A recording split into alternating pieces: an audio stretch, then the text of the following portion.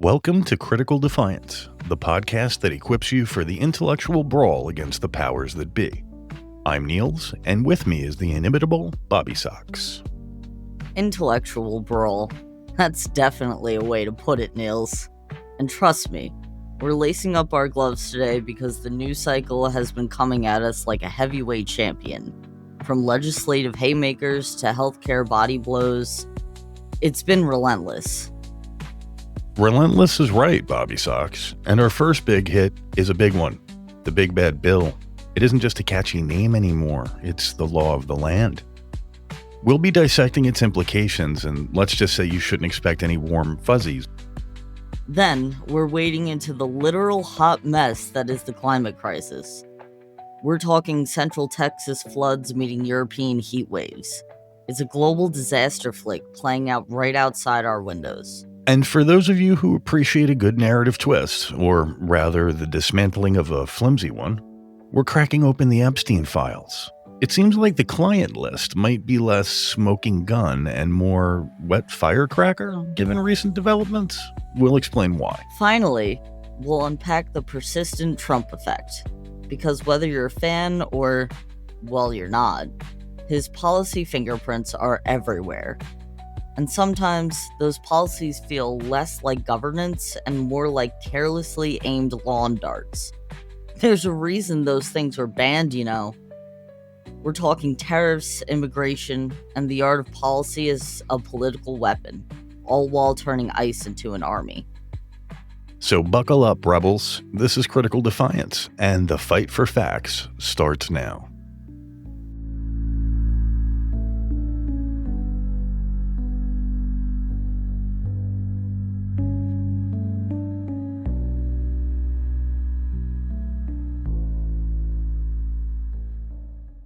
So I guess the place to start talking this week is where's Bill? Yeah.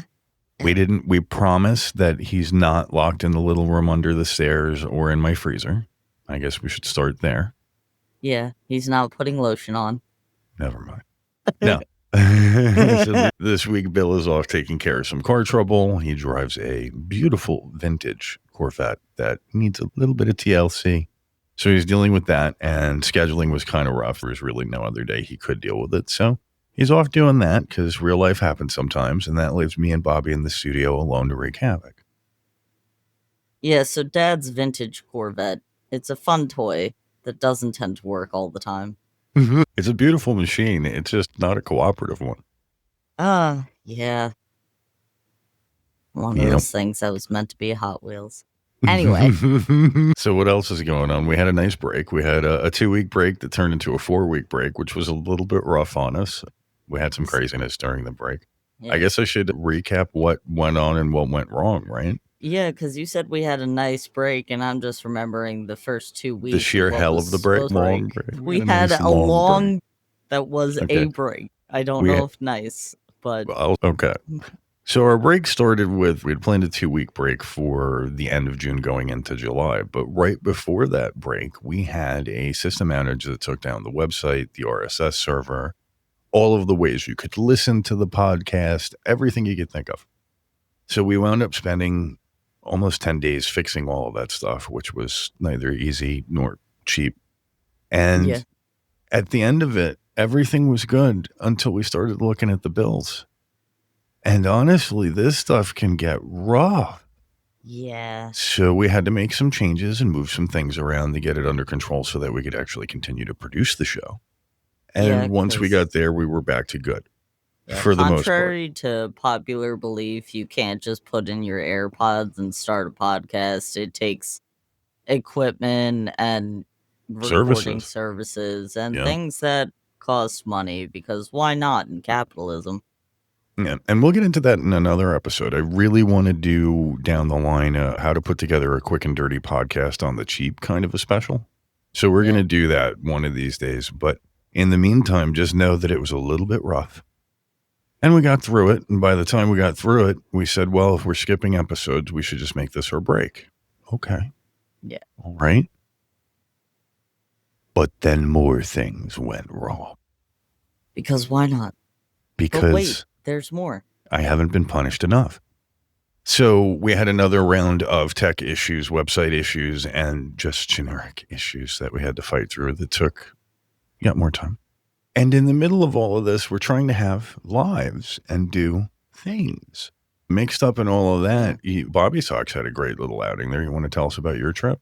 Oh, yeah. So I went to my first New York City Pride, which was just fucking magical, honestly. Walking out of Penn Station, which doesn't look right anymore. They should have never renovated it. Anyway, walking out of Penn Station and into the city, it was like for a day, the entirety of New York City was fucking queer. Pride was amazing. The parade was great. I was there near the front. There was confetti everywhere. It was like just the whole city, hundreds of people were just like, it's gay time. And Yeah. Yeah. It's it the was one atmosphere. of You're not those, just accepted, you're celebrated, yeah. And it was one of those rare times, as someone with social anxiety, big crowds like that can freak me out. And it was one of those rare times where I walked into the city and felt more safe just because I saw my flags everywhere. Did that last Oh. the whole day? No, but that's why I went back home. And we had a visitor too. We had Jack out during the We whole thing. had Jack out, and I That brought was Jack to fun. Pride Yep. because you gotta make everyone a little gayer. Yeah, and that boy did come back like 20% gayer, let me tell you. It was a little freaky.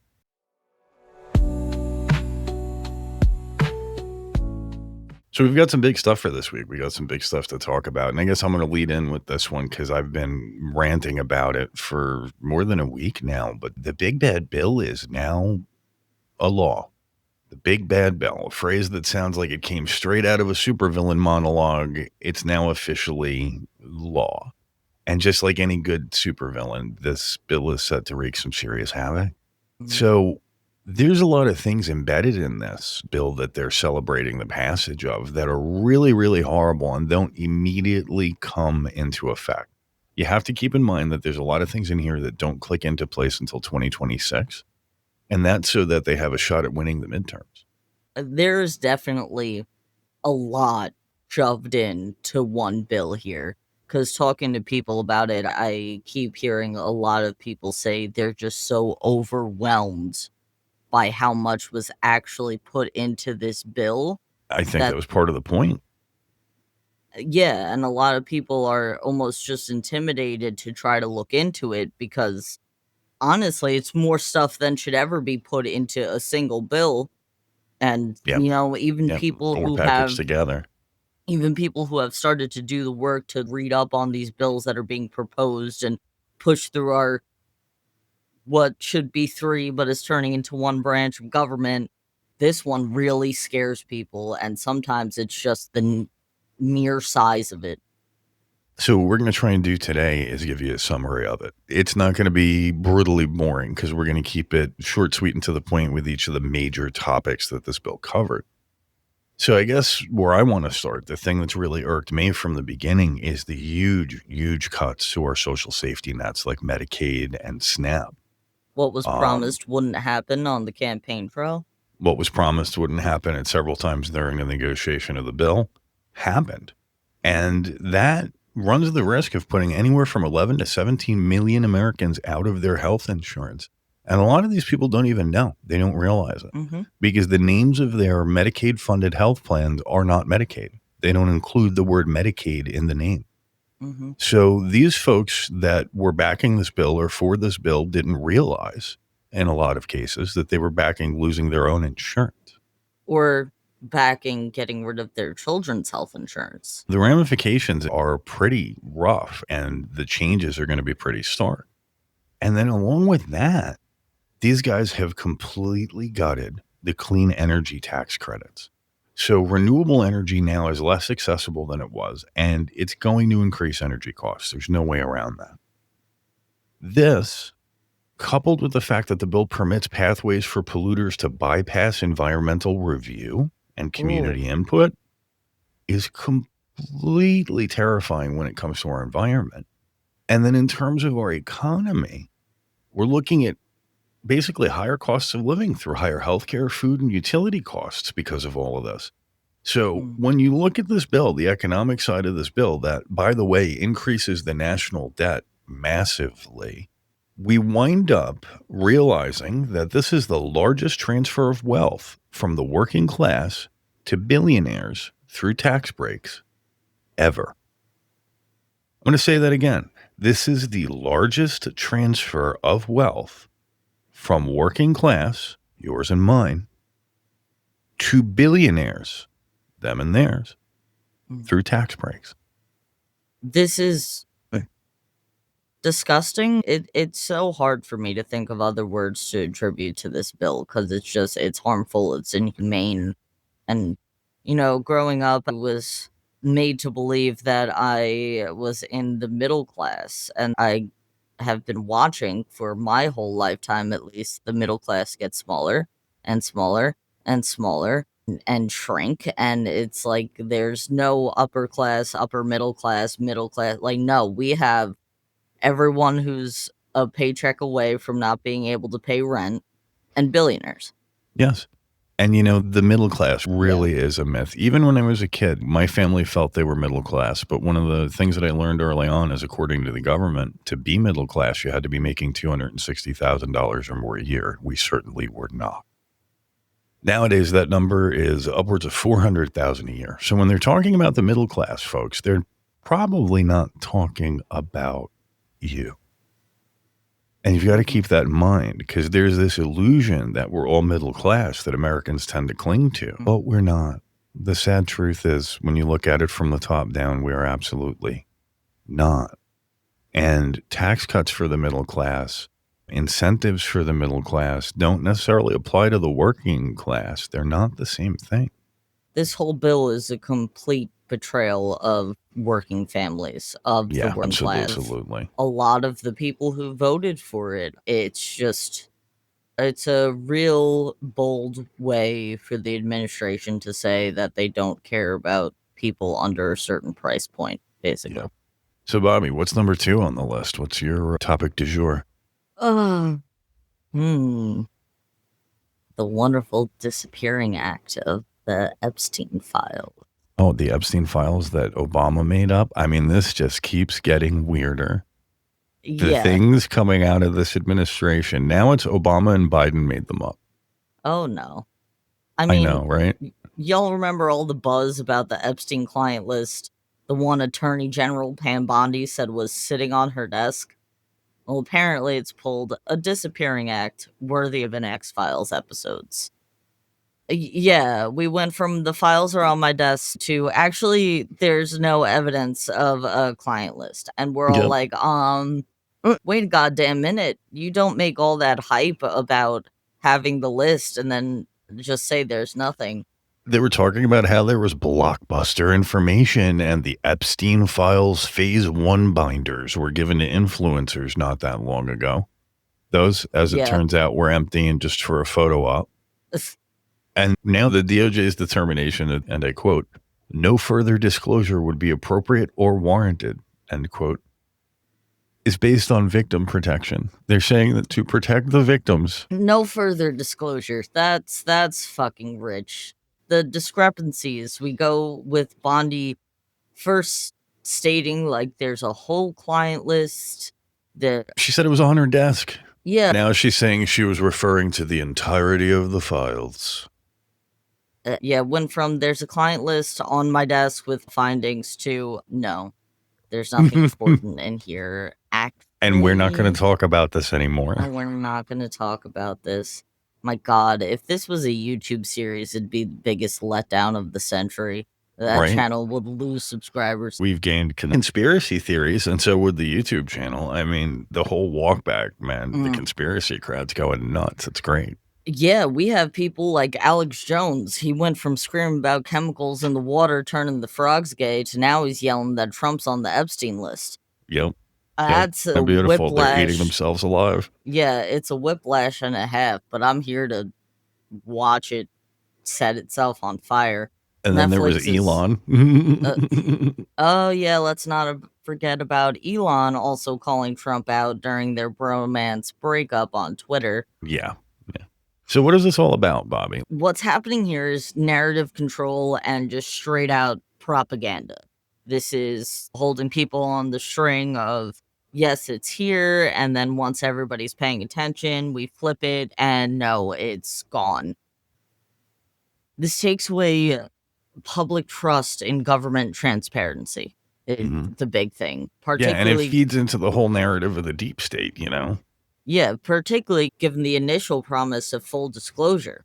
Yeah. It's just, if we thought conspiracy theorists were problematic before, this Yeah. has only just made a spike, and Netflix is going to have a field day when this documentary comes out. So to keep it rolling, because there's other stuff going on in the world, we've got the climate crisis rearing its ugly head. Like, if anybody still needed a sign that the climate crisis isn't some far off abstract concept, Mother Nature has decided to send us a few concrete examples in the last month.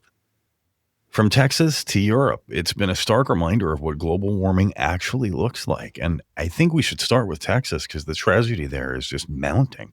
The numbers are still It's climbing. The number of people missing is still growing. It's horrifying what happened down there. a couple days after the initial flooding incident. I caught some footage on the news of first responders and how that girls' camp was so incredibly impacted, and how these kids were just asking first responders to find their friends and showing photos, and it just, how do we It was how do we let heart this wrenching. happen?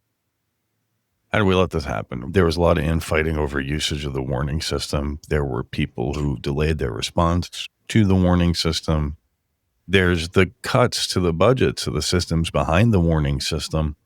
And then there's the cuts to the budgets at the National Weather Service and NOAA. And then on the back end, there's cuts to FEMA. So after the tragedy, you're kind of screwed there too.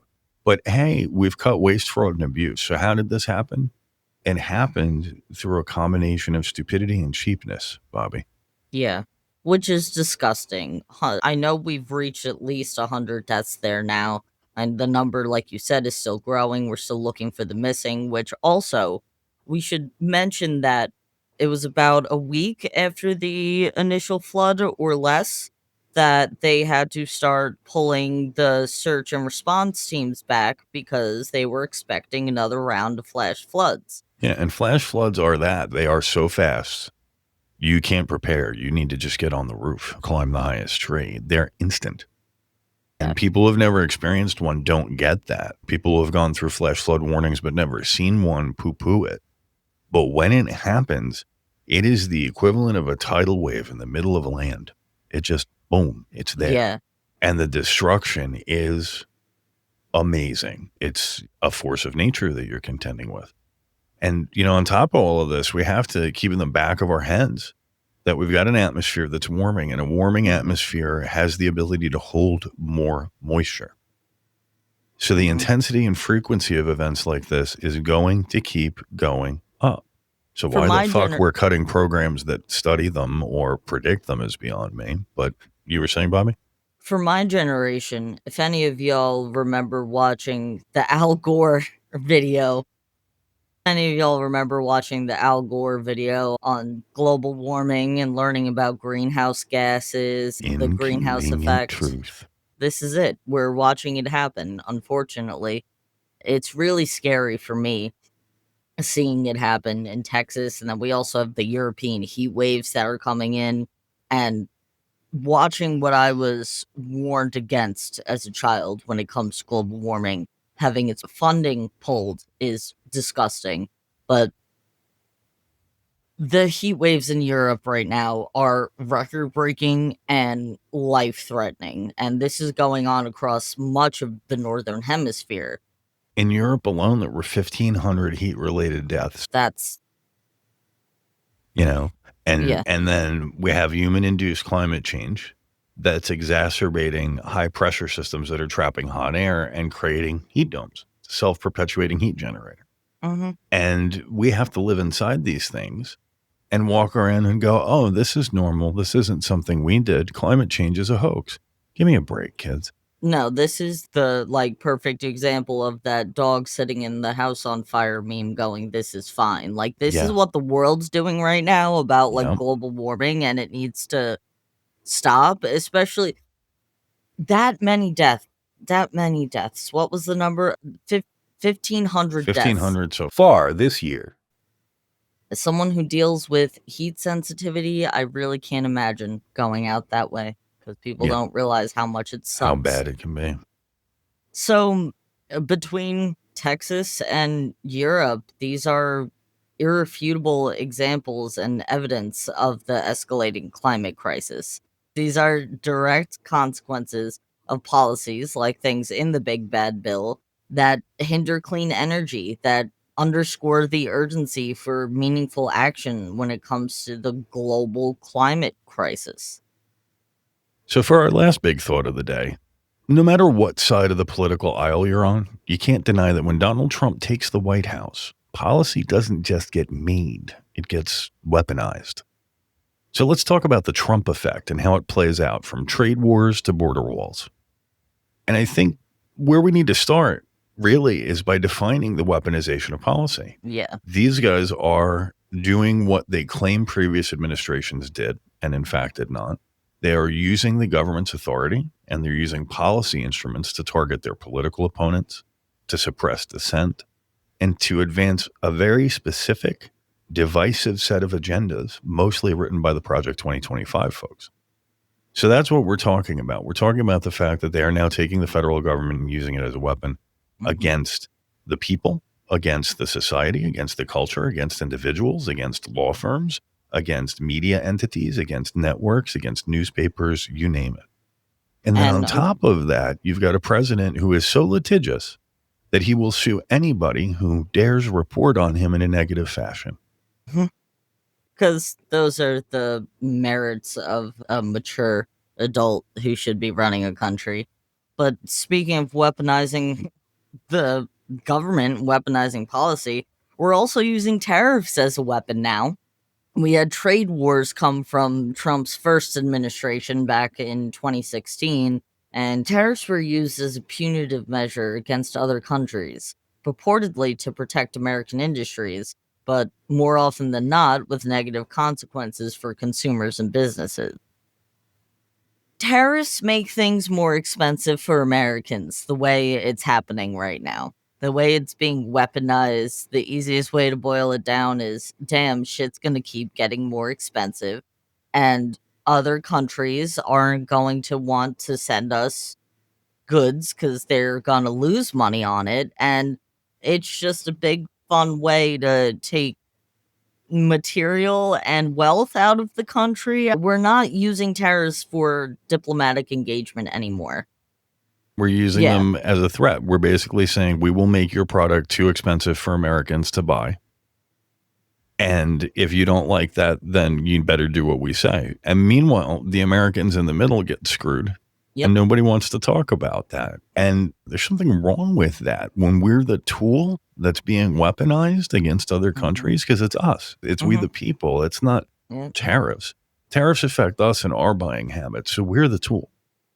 And I can't believe anyone is okay with that. I think it's because we still have too many people who hear the word tariff and just immediately go, oh, we're taxing other countries, so it's more money for us. Right. That is not at all how it works. That's not how it works, especially with how this administration is puppeteering tariffs right now. It's in a way that just hurts the American people over and over. And speaking of hurting people over and over, we've got to talk about their immigration policies. You want to talk about weaponizing things? Let's talk about immigration policy as a weapon. So far, we've been through the asylum restrictions and the family separation policies and the Title 42 expulsion policy of the Trump administration. But now we're working up to mass deportation.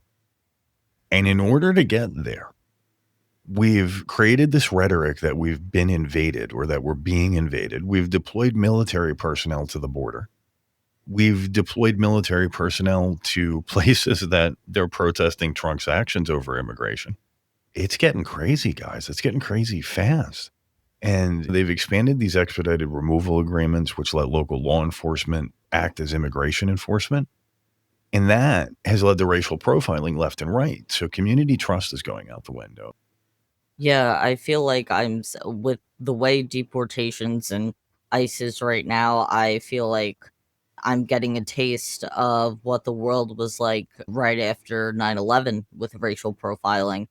It's going to It's get worse, though, because what we didn't have after 9/11 was the 13,000 new ICE officers that the big Mhm. bad bill budgets for. And that's some scary shit. We're going to have a larger immigration force than the Marine Corps. They're going to be poorly trained, cranked out rapidly, and running around in masks without ID, taking people off the street. I don't think that's going to go well for this country or in this country. Yeah, we're literally about to see peacekeepers, stormtroopers, whatever dystopian novel that you want to attribute them to. It's We're about to gonna get them. that's what's gonna I mean, we already saw it start in LA, and now we just have too many. We basically have an SS being deployed, not to mention the atrocities that are currently going on at Alligator Alcatraz. Yeah. Yeah. So, it's unfolding. As it unfolds, we need to watch it. We all need to be talking about it, and we can't let them get away with it. A year from now, this country is going to have a national police force that answers to the whim of the president, not the law. We've said this multiple times in different ways, but I mean, if you ever wondered what you'd be doing during that big historical event you read about, now's your chance because we're living through that historical event. Be Yeah. loud, tell people, keep an eye out for people. If you're not one of these people that, ICE is targeting and profiling, and you have any way to use that privilege to protect others, do it. Do it. Absolutely do it. It's incumbent on you. It's your job as a human being. At this point, being a bystander is 1,000% being part of the problem. Yep. So let's talk about takeaways. We've had a pretty wide ranging discussion this week. We got into some pretty heavy topics, some pretty interesting stuff. We caught up on what happened while we were gone, and not all of it was good. Welcome to American politics in 2025. But what are some takeaways you would share with the audience? What are some things that you would spread the word on or drive home at the end of this episode to really pin it down? So the country is rapidly changing. And the only way we're all going to be able to survive and thrive during these absolutely absurd times is by adapting, evolving, and engaging in the process. If not, we're going to be screwed. The big bill, which is now the big law, will have heavy downstream impacts on our society. And we can prep for them now. We can prep for the loss of health coverage now. We can prep for the loss of energy credits now. We can prep for higher prices now. We can start putting money away. We can start planning ahead. We can start buying in bulk. We can start doing all the obvious logical things. But that's not the only thing going on. That isn't the only thing going on. And I will add, just to Neil's last statement, we can also work in our communities and get more people aware of food banks in the area. We all know food's going to go up. Help each other, look out for one another. It's time Another, to start looking for community clinics. yes, things of that nature. And we know it at this point. The police state is coming, and we need to be ready.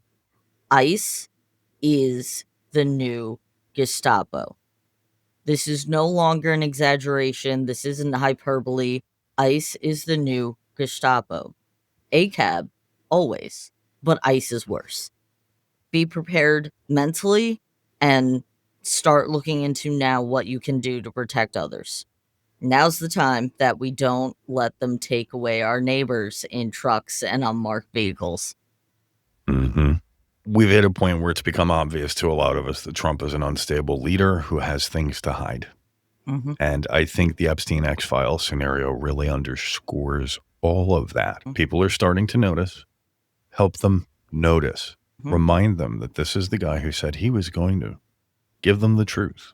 And make sure that in all this controversy surrounding what he's doing this time, they remember all of the other things that he's done that should have been controversial. Trump is very good at getting his followers to believe that he is going to do one thing and then do the exact opposite thing, but try to keep his followers believing that that was the plan the whole time. Don't let him do this double speak. The truth as we know it and the disclosure that people want to see seem to be a matter of convenience and rhetorical trickery in this administration. And the X-Files of the Epstein case prove it. But again, call attention to it, bring it to the light, make people notice. So let's talk about some things we can all do, Bobby. What do you got for me? Back democracy. And right now, this is serious. If you care, engage. The other side does it all the time. Get involved in your local politics, in your local government. Put pressure on your reps and leaders. Use 5 calls. Email them, call them. Don't let them shy away or back down. When they fail us consistently, they need to be replaced. And from where I'm sitting, it's time to get off your ass, pick a protest, and get involved. We can't be silent in these times. We can't be intimidated. We can't be told to sit down. None of those things will do. We can't be silent. Get off your ass and get moving. And keep the conversation going. Even at home, you don't have to blow up the Thanksgiving dinner table or anything like that. When you have those family members still talking about why they're backing this administration, maybe ask them why. Maybe ask them if they cared about their health care or not.